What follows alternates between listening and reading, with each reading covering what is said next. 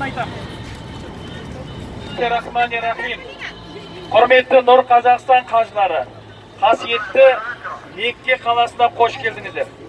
Енді мынау қазіргі Әл-Харамға баратқан жолда зияратымызды бастағалы отырмыз.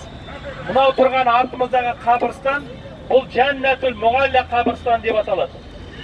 Бұл Жәннәтул Мұғалла қабірстанда көптеген ұлық сахабалар, ғұлама ғалымдар жерленген. Пайғамбарымыз Мұхаммед алейхиссалам жан-жары Хадиша анамыз да осы жерде жерленген. Бұл Жәннәтул Мұғаллада біздің елімізден қажылыққа келіп, қайтыс болған көптеген кісілер де осы қабірстанда жерленген. Ол туралы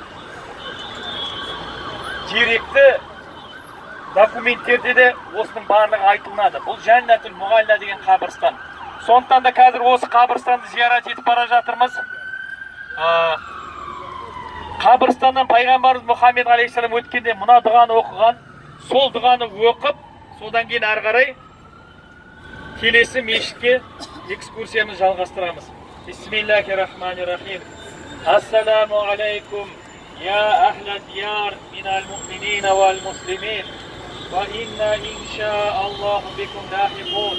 Насаллаллаху лана ва лакум ал-афия би рахматика я архамар рахимин. Амин. Аллаху акбар. Ал зиярат қабыл